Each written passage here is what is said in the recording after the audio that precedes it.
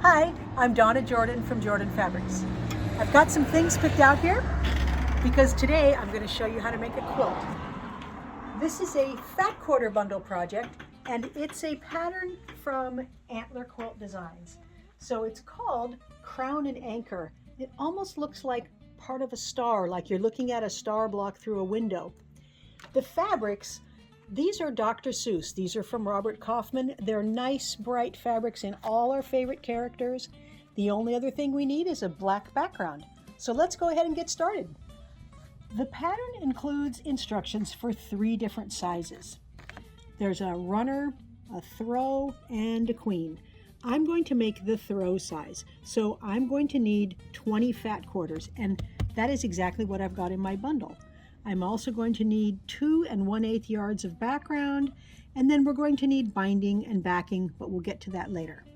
The first thing we're going to do is open up the fat quarters and iron each one. They come folded, and so it's hard to get accurate cuts unless you get it pressed out nice and flat.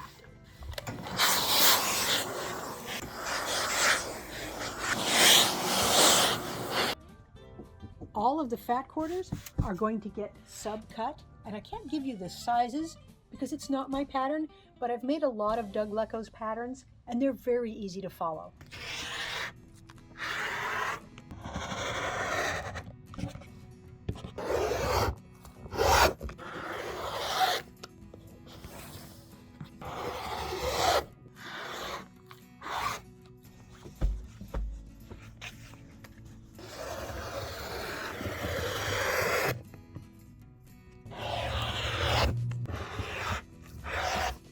Everything is all cut out, and the next step is to mark the back side of these background squares. Now the pattern recommends using a little template. This is an OmniGrid template and it's 1/2 inch wide. So you put the line that's in the center of the template on both tips of the square, and then you draw a line on each side of the template. These drawn lines will then be stitched on. You can stitch on both of them. If you don't have the template, what you can do is just mark right down the middle of the square. So I'm going to put the line right here. Now I'm not going to stitch on that line. I'm going to stitch a 1/4 inch away from it. So either method works perfectly well. Those are all marked. So let's take those marked squares and the second smallest squares that we cut from the fat quarters over to the machine. If you're using backgrounds with just one line on them, what you do is place one up in this corner and a second one in the far corner. And you'll notice the line, they all match up, so it's making one continuous line. Now I'm going to stitch on both sides, so I'm just going to hold it in the middle there. You can pin it if you like, but just go down the one side a 1/4 inch away from the line that you drew.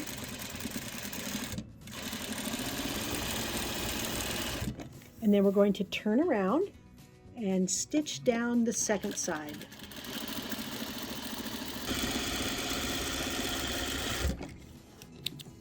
Now, if you're using backgrounds that have 2 lines drawn, it's exactly the same procedure, but you stitch right on the drawn lines. So still put them in the far corners, and again, you'll see that those lines make one long line where they meet there. I'm going to hold it in the middle, and now I can stitch right on the white. Our next step is to cut these right along the middle. So if your line is drawn in the middle like this, you're cutting along the line. And if you were drawing 2 lines, you would still just cut from corner to corner. All of these get ironed the same way, with the seam allowances away from the print. So I'm just going to fold it one at a time. First that triangle, then this triangle. And now we have a very odd shape almost a heart-shaped piece. But I'm going to go ahead and iron these up, and then we'll take them back to the machine and you'll see the magic. What we're going to do next is take one more background square, and on this remaining corner here, we're going to put this along the edges, and again stitch on both sides of this, a 1/4 inch away.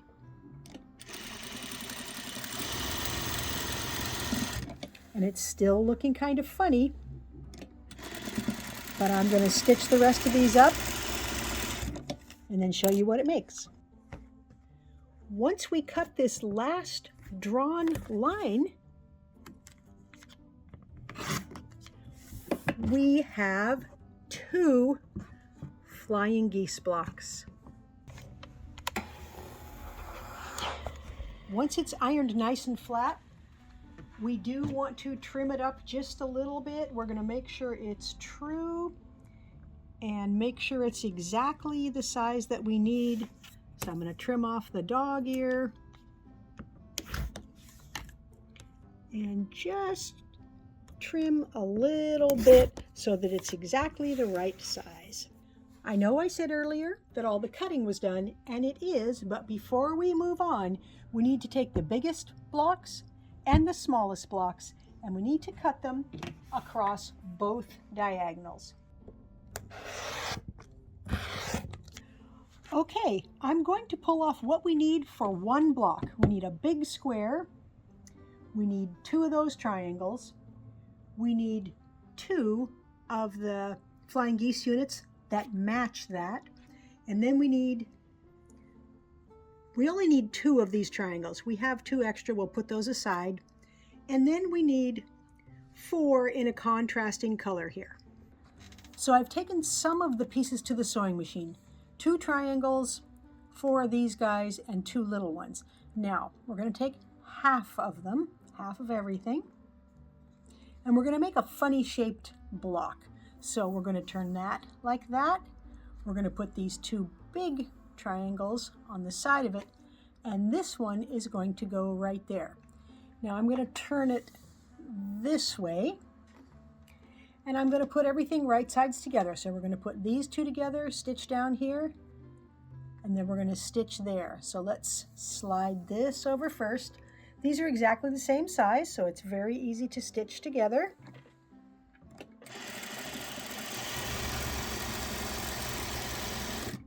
Then I'm just going to slide this over, line up the edges, and just stitch a little beyond that piece. Press the seam allowance, you can finger press it toward the dark. Just press it just a little bit. You don't want to stretch it because it is bias along that edge. And then we'll press this seam allowance going the opposite way.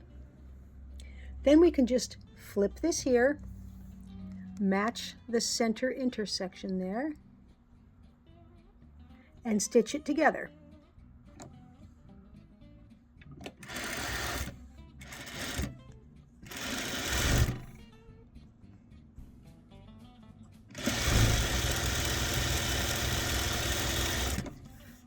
So this is what it looks like, and I'm going to repeat that to make one more that's exactly the same.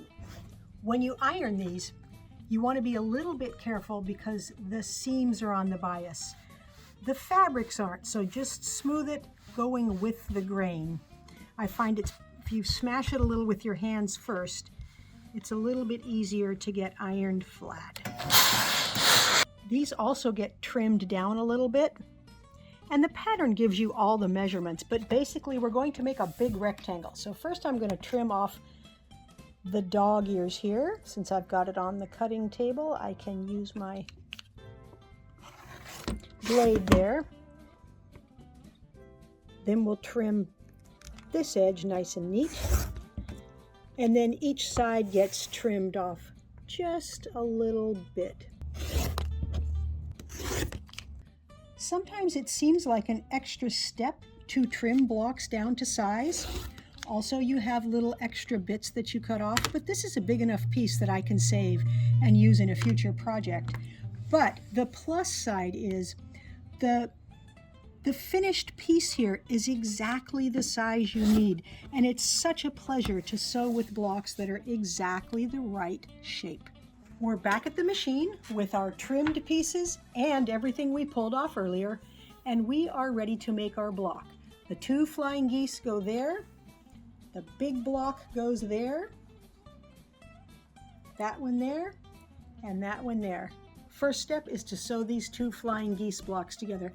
And I actually like to sew from this side so that when I stitch, I don't stitch off the point there. So you can see your prior stitching line, and then when you get to the middle there, you can drive right over the intersection, and then you get a nice pointy point right there. So I'm just going to finger press this toward the way it's pointing, put it back. Now we can stitch this here and this here. So let's start with that one.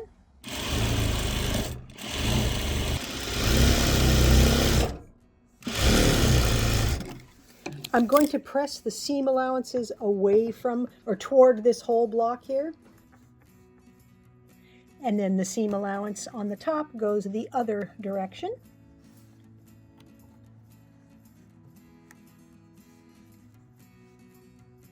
And now we just stitch this last seam, making sure we match that intersection there.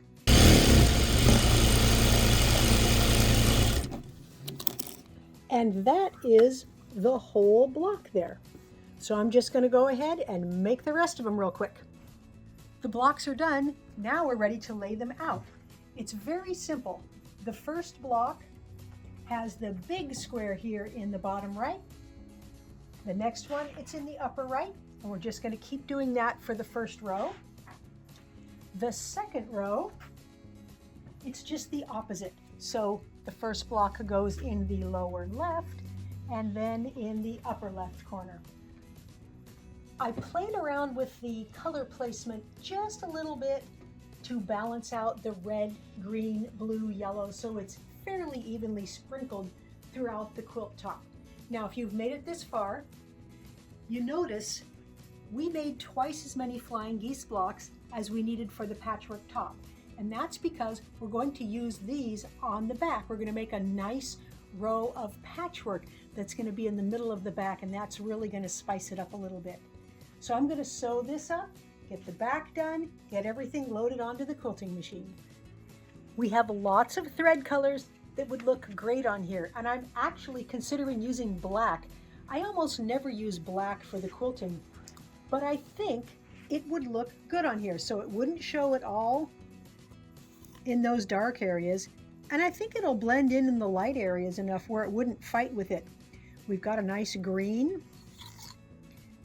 Again, not going to show too much. It'll show a little in the black. The yellow's nice and cheerful and bright. It'll show a lot in the black. There's not a lot of red in the quilt, but there's enough to where this would make a nice accent for the quilting because it'll show up a little more. Blue is the calmest choice here. I think there's more blue in here than any other color.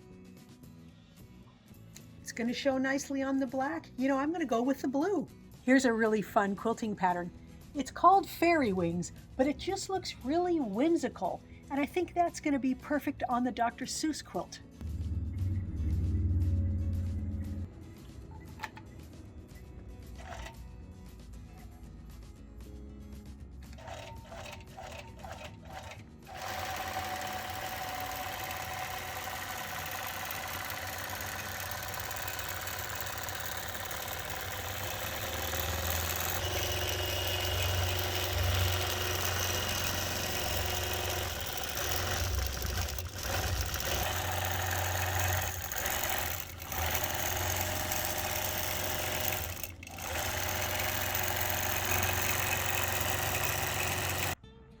The crown and anchor quilt is all finished, and in the Dr. Seuss fabrics, it's so happy and cheerful.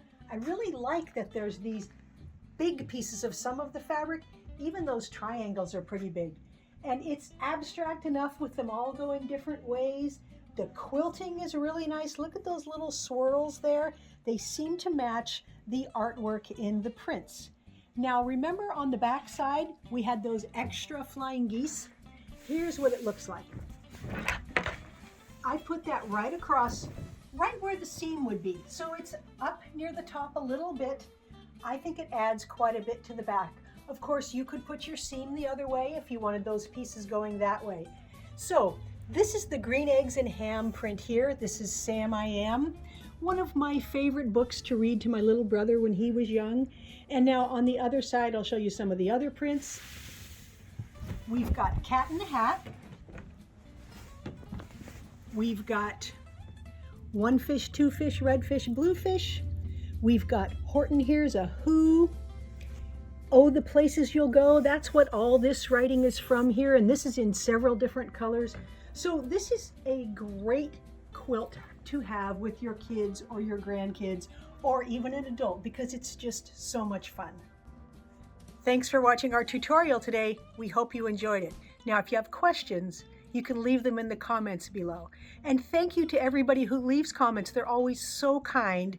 It just warms my heart. And I'm so glad to be able to share quilting with so many other people. Now, we like to do a giveaway at the end of every video. Today's giveaway is called French Twist.